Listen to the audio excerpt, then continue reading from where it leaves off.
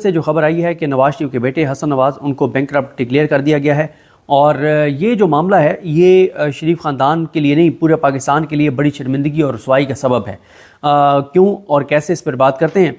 पहली बात तो ये सिंपल सा समझ लें कि जो हसन नवाज हैं उन्होंने लंदन में यूके में बैंकों से कर्ज़ा लिया हुआ था अपने बिजनेसेस के लिए, और साथ ही उन्होंने वो कर्ज़ा भी वापस करना था, उन्होंने टैक्स भी देना था। लेकिन जब टैक्स देने की बारी आई, जब कर्ज़ा देने की बारी आई, तो उन्होंने कहा कि जनाब मेरे पास तो पैसे नहीं हैं। उनके ख़िलाफ़ लंदन की अदालत में केस किया गया और केस में उन्होंने जाके बताया कि जी मेरे पास तो, मैं तो दिवालिया हो गया हूँ।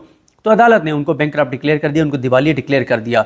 अच्छा, अब एक तो बहुत से लोग ये भी कहते हैं कि यूके में बड़े बड़े बिजनेसमैन ये करते हैं और ये वहाँ पे कोई इतनी मतलब इतनी बड़ी आप कहें कि कानून की खिलाफवर्जी नहीं है, रूटीन मैटर है। लेकिन बात यह है कि ये अगर आप इसको पाकिस्तान के तनाजुर में देख लें और शरीफ ख़ानदान के तनाजुर में देखें तो ये बहुत एक संगीन मामला है।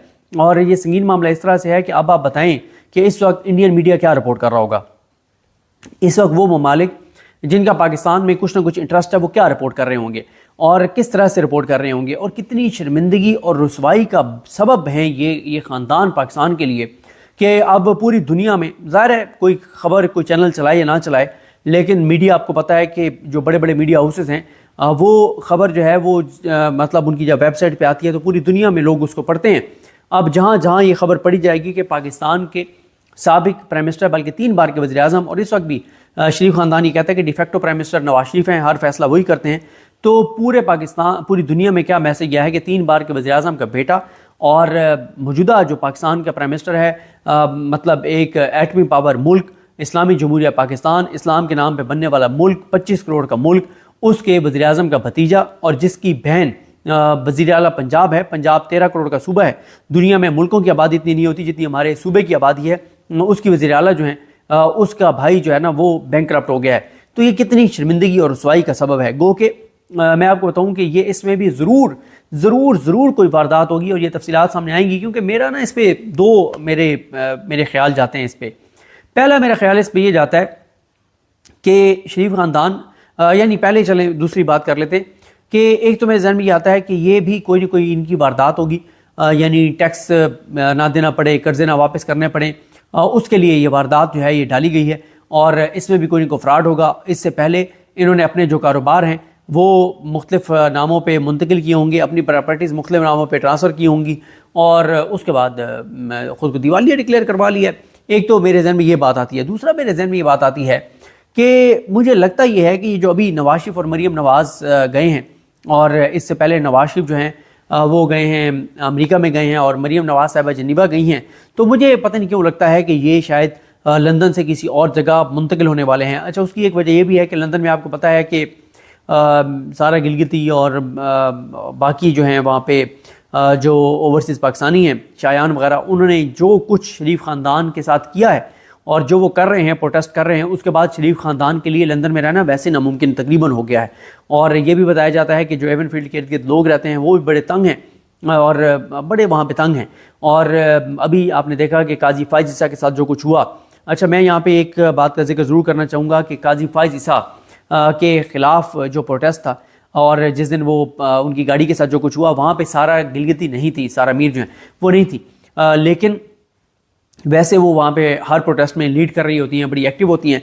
तो उनकी फैमिली के साथ पाकिस्तान में जो कुछ किया गया है वो इंतहाई तकलीफ़देह भी है, वो शर्मनाक भी है, वो काबिल मज़म्मत भी है और उनको पूरा डराने की कोशिश की गई और 2-3 दिन वो ट्विटर से गायब भी नहीं। ज़ाहिर है जब आपकी फैमिली पाकिस्तान में तकलीफ़ में हो, मुश्किल में हो, अजियत में हो और उनके ऊपर जबर, फस्तायत, बर्बरियत और यजीदियत हो रही हो तो आपके लिए मुश्किल हो जाता है। कभी कभी आप वक्ती तौर पे आप फ़ैसला करते हैं कि मैं खामोश हो जाऊँ और मैं एक्टिव ना रहूँ, तो ये आप फ़ैसला करते हैं अपनी फैमिली की अजियत और तकलीफ़ देख के। लेकिन दोबारा कल से वो एक्टिव हो गई हैं तो बड़ी ये इसके लिए बड़ा दिल चाहिए होता है, बड़ी बहादुरी चाहिए होती है, बड़ी जुर्रत चाहिए होती है। तो उनको ये क्रेडिट देना पड़ेगा कि उनकी फैमिली के साथ पाकिस्तान में जो कुछ हुआ उसके बावजूद एक ख़ातून होके और इस तरह से डट जाना और इस निज़ाम से टकरा जाना, ये बड़े हौसले की बात है। तो उनको दाद देनी चाहिए और उनके साथ इज़हार यकजहती करना चाहिए और उनको सपोर्ट करना चाहिए और जो उनकी फैमिली के साथ जो कुछ किया गया है, जो कुछ किया जा रहा है, उसकी मजम्मत करनी चाहिए, शर्म आनी चाहिए कि काजी फाइज ईसा जैसे घटिया इंसान की वजह से वहाँ पे मतलब उनके खिलाफ प्रोटेस्ट किया, तो आप यहाँ पे चादर चारदीवारी का तकद्दुस पामाल करें, आप यहाँ पे ख़वातीन को तकलीफ़ पहुँचाएं, उनकी जो बुज़ुर्ग वालिद हैं उनके साथ आप बदतमीज़ी करें, बदतहज़ीबी करें, तो ये किसी तौर पर भी जस्टिफाइड नहीं है। तो ये सारा कुछ जो है वहाँ पे हुआ है। और मुझे ये लगता है, जो मैंने आपको कहा कि पहला मुझे ये लगता है कि ये पाकिस्तान से कहीं जो है वो सॉरी लंदन से कहीं पे मुंतकिल होना चाह रहे हैं, तो इसलिए अब इनको ज़रूरत नहीं है। और क्योंकि मेरी बात हो रही थी फरीद कुरैशी साहब से, तो उनके मुताबिक तो जो हसन नवाज़ का दफ्तर है वो भी जो है वो बंद कर दिया गया है। तो ये अब जिनीवा जो है जाते हैं, अमेरिका जाते हैं, कहाँ जाते हैं, यूरोप के कुछ मुल्कों में भी, दीगर मुल्कों में भी इन्होंने घूमे फिरे हैं, वहाँ पे भी देखा है। क्योंकि ये दुनिया के उस मुल्क में जाएंगे जहाँ पे पाकिस्तानियों की तादाद न होने के बराबर हो, क्योंकि जहाँ पे भी पाकिस्तानी होंगे वहाँ तो ये ख़ानदान किसी सूरत नहीं रह सकता, क्योंकि पूरे पाकिस्तान, पूरी दुनिया में लोगों को पता है कि इन्होंने पाकिस्तान के साथ क्या किया। और जो भी पाकिस्तान से मोहब्बत करने वाला है उसके अंदर उसके अंदर एक चीज़ जो शामिल है, जिसको भी पाकिस्तान से मोहब्बत है, इनसे वो ज़रूर नफरत करता होगा, इसलिए कि उन्हें पता है कि हमारे मुल्क, हमारी धरती, हमारे वतन को इस नहज पर लाने वाले कौन हैं। पता है, अब जो एवन फील्ड हैं अपार्टमेंट्स हैं, वो एवन फील्ड अपार्टमेंट्स इस कौम के टैक्स के पैसों के हैं, और अदालत ने फैसला दिया था कि वो बेच के और वो पाकिस्तान पैसा मुंतकिल किया जाए। लेकिन फिर क्या हुआ, फिर रजीम चेंज हुआ, पाकिस्तान में इमरान खान की हुकूमत गिराई गई। इमरान खान की हुकूमत गिराने के बाद फिर वो जो NRO दिया गया, जो NRO इमरान खान देने को तैयार नहीं था, उसके बाद फिर अदालतों से सारे फैसले कलअदम हो गए और इनके हक़ में फ़ैसले हो गए। और अब कोई आप कहिए कि अब ज़ाहिर है वो चैप्टर क्लोज़ हो गया। अब कभी वो लूटा हुआ पैसा जो पाकिस्तानियों का जो वापस आने की होप थी वो ख़त्म हो गई। अब ना समझें, इमरान खान आ भी जाए तो अब मामला बहुत आगे, अगर ये वहाँ पे अपनी प्रॉपर्टीज़ बेच के निकल जाएंगे तो वो प्रॉपर्टी नहीं रहेगी जिस प्रॉपर्टी का अदालती फैसला था, तो बड़ा मुश्किल हो जाएगा अब इनसे करप्शन और लूट मार का पैसा लूटा हुआ वापस लेना।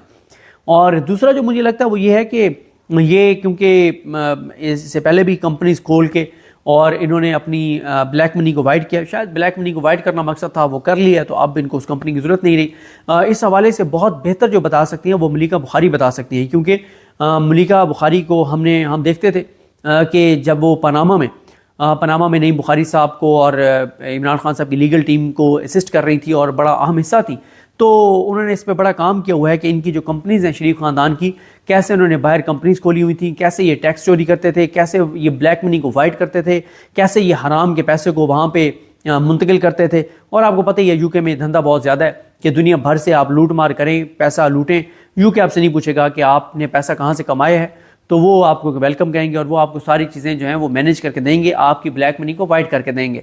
तो इन्होंने भी यही किया। तो ये भी मुझे लगता है कि ये जो कुछ इस कंपनी से इन्होंने हासिल करना था तो वो इन्होंने उस कंपनी से हासिल कर लिया है, तो अब शायद उस कंपनी की ज़रूरत नहीं थी। तो इन्होंने कहा कि चलें हम पैसा भी अपना एक तरह से जो वापस करना है बैंकों को वो भी वापस नहीं करते, टैक्स भी नहीं देते, तो वो भी पैसा बचा लेते हैं और कंपनी की तो अब ज़रूरत नहीं पड़ी, तो इसलिए ज़रूरत नहीं है तो आप कंपनी को बैंकरप्ट डिक्लेयर करवा लें।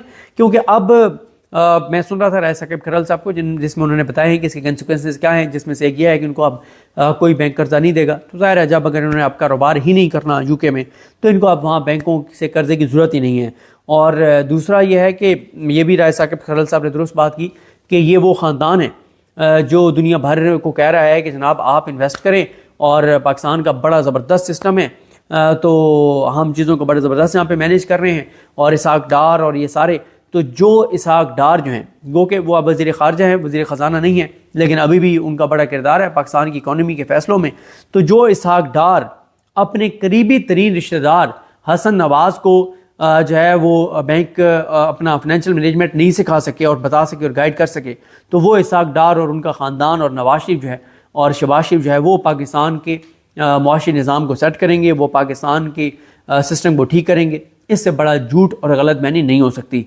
तो ये एक बड़ी डेवलपमेंट हुई है। अभी इसकी मज़ीद डिटेल सामने आ जाएगी, क्योंकि ये पुराना एक फ़ैसला था, आज सामने आया है, मज़ीद डिटेल्स भी सामने आएंगी और कुछ अर्से में ये बात पता चल जाएगी कि ये किस लिए ये सारा कुछ हुआ है। क्या बस जो ब्लैक मनी वाइट करनी थी वो कर लिया, अब इस कंपनी की ज़रूरत नहीं थी, टैक्स ना देना पड़े और जो कर्जा है वो ना वापस करना पड़े, पैसा बचाया जा रहा था, या ये वहाँ से शिफ्ट हो रहे थे, ये क्या मामला और माजरा था पता चल जाएगा। लेकिन ये ज़रूर है कि बड़ी शर्मिंदगी और रुसवाई पूरी दुनिया में इन्होंने पाकिस्तान की कराई है कि पाकिस्तान का 3 बार का वज़ीर-ए-आज़म, उसका बेटा बैंकरप्ट हो गया है, और अभी भी जो पाकिस्तान का वज़ीर-ए-आज़म उसका भतीजा बैंकरप्ट हो गया है।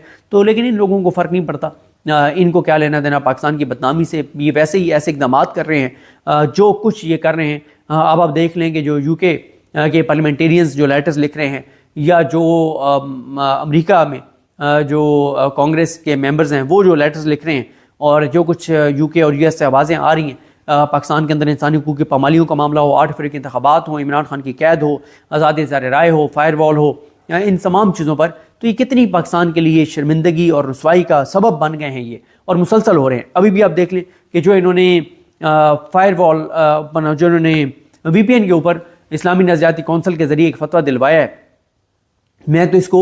मैं इसको तौहीन मज़हब समझता हूँ। मैं इसको समझता हूँ कि इस्लाम को बदनाम करवाने की एक साजिश है। अब आप मुझे बताएं ना कि पाकिस्तान की हुकूमत दुनिया भर में क्या बताएगी? जहाँ भी बात होगी कि आपने आज़ादी इज़हार राय पर पाबंदी लगा दी है, आपने ट्विटर को, एक्स को बंद किया हुआ है, तो आगे से पाकिस्तान क्या कहेगा?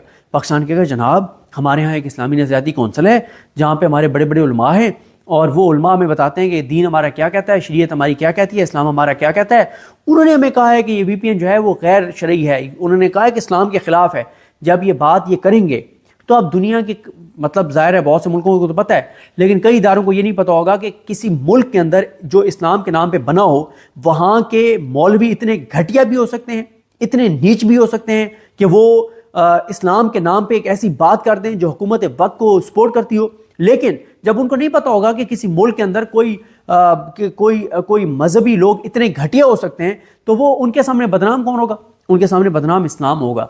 बुरा वो किसको कहेंगे? इस्लाम को कहेंगे कैसा मजहब है जो टेक्नोलॉजी और इनके खिलाफ है, जो लेटेस्ट जो चीज़ें, जो साइंसी तरक्की है उसके खिलाफ है, वो दीन इस्लाम खिलाफ है, वो गाली इस्लाम को देंगे। और ये लोग, ये मौलवी, ये हुकूमत, ये घटिया नीच किरदार जो हैं, ये इस्लाम की बदनामी का सबब बनेंगे, इस्लाम को ये बदनाम करवाएंगे। अब आप बताएं कि ये तो मैं इसको तौहीन मजहब समझता हूँ। ये इमरान खान के खिलाफ तौहीन मजहब की जाली कंपेनें और झूठी चलाते हैं ना। असल तौहीन मजहब ये है कि आप अपने घटिया इकदाम की वजह से, आप अपनी करप्शन, लूटमार, इक़्तिदार की खातिर ऐसे इकदाम करवा रहे हैं इस्लामी नज़रियाती कौंसिल से कि जिससे बदनाम इस्लाम होगा। यह है इस्लाम की तौहीन, और यह है तौहीन मजहब जो असल में आप कर रहे हैं। और इमरान खान ने तो इस्लाम की जंग लड़ी है UN में जाके, और उनकी वजह से आपको पता है इस्लामोफोबिया के हवाले से जिस तरह की डेवलपमेंट्स हुई। तो ये जनाब सूरत हाल है। तो शरीफ ख़ानदान पाकिस्तान से लेके लंदन तक पाकिस्तान के लिए आलमी सतह पर शर्मिंदगी और रसवाई का सबब बन रहा है। तो देखते हैं जी और इसमें क्या तफसीलात सामने आएंगी। मुझे अपनी दुआ में याद रखें। अल्लाह करीम आप सबका हामी नासरो। अल्लाह हाफ़िज़।